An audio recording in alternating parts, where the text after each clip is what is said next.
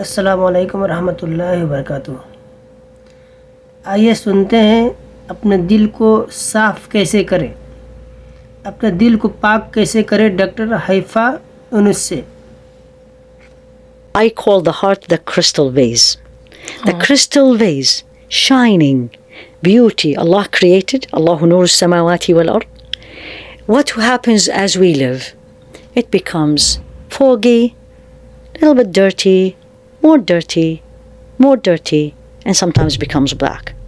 What is this dirt? Anger, jealousy, lying, loving this life, attachment, competition. I want to be the best. I'm going to crush them, the business, all these. Backbiting. And sins, exactly. All the sins. Sins comes in. Yeah. What does purification does? It's a process. Basically, simple. That crystal that became with time dirty, if you want to use this word, foggy, you're cleaning it. Polishing it. And then it comes back to the original crystal, that the focus is, I am here as a Khalifa of Allah subhanahu wa ta'ala. I am here as stewards on this earth. And we all are talking about it these days. How? And here also medicine comes in, subhanAllah. When you have a wound and the wound is infected, any kind of a wound, what is the first thing you do? You clean the wound. And then you remove anything in your surroundings that will make the wound infected again. And then you bring things that will help heal the wound. That's tazkiyah. That's purification. You bring back. The heart is wounded. Jealousy, backbiting, hate, no belief in Allah, all these things, right? And then I'm going to gradually remove it.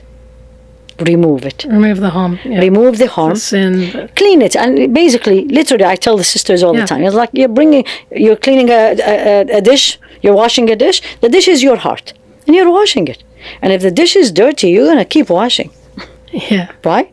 Yeah. So here you go.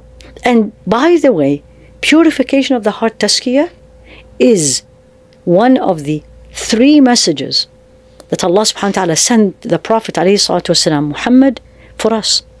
The first thing in Surah Al-Baqarah, رَبَّنَا وَبَعَثْ فِيهِمْ رَسُولًا مِنْهُمْ يَتْلُو عَلَيْهِمْ آيَاتِكَ وَيُعَلِّمُهُمُ الْكِتَابَ وَالْحِكْمَةَ وَيُزَكِّيهِمْ. No. So this was the dua of Ibrahim. Sayyidina Ibrahim, exactly in Surah Al-Baqarah. That, oh Allah, send to them, the people in Mecca, or his progeny. Yes. A Rasul from amongst them. A messenger from amongst them, exactly. Who will teach them, recite the verses of your verses to them. يَتْلُو عَلَيْهِمْ آيَاتِكَ and then وَيُعَلِّمُهُمُ الْكِتَابَ. They teach them the book. والحكمة and wisdom. So the sunnah. Exactly, mashallah. وَيُزَكِّيهِمْ. And purifying. This is in the first dua of Sayyidina Ibrahim. If you flip this ayah is 4 times in the Quran. If you look at the second time in Surah Al-Baqarah, the sequence changed. رَبَّنَا وَبَعَثْ فِيهِمْ رَسُولًا مِنْ أَنفُسِهِمْ يَتْلُو عَلَيْهِمْ آيَاتِكَ.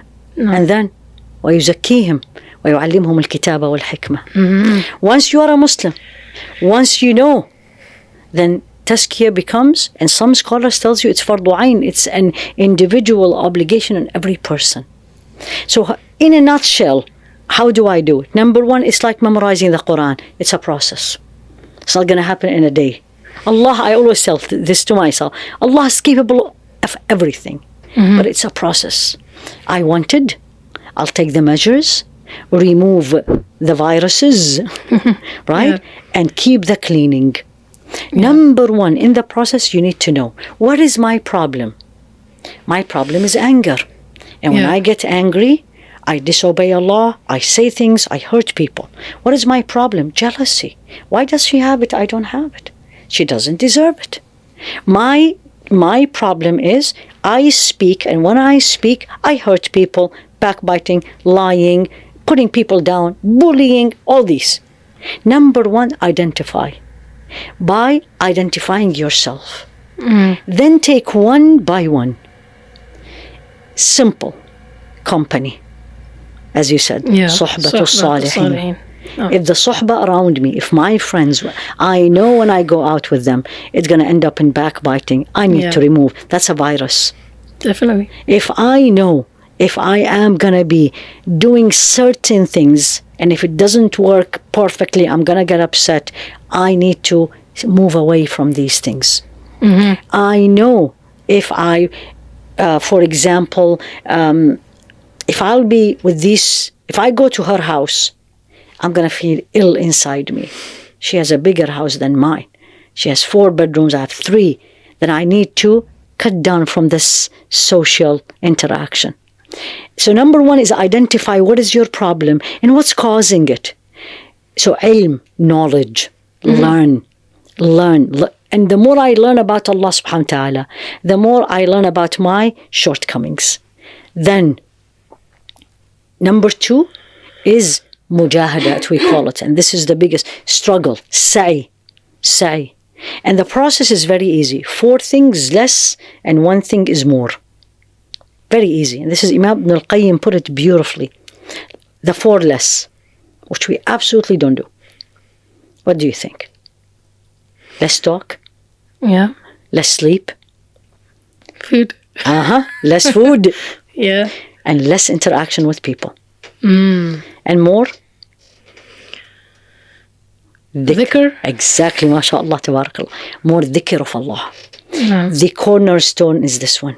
No. And there is a saying attributed to Rasul alayhi salatu wasalam, الذكر صقالة القلب. Remembrance of Allah is the cleaning agent of the heart. Remember the crystal? Yeah. Like we put soap, put it in the dishwasher, just spray.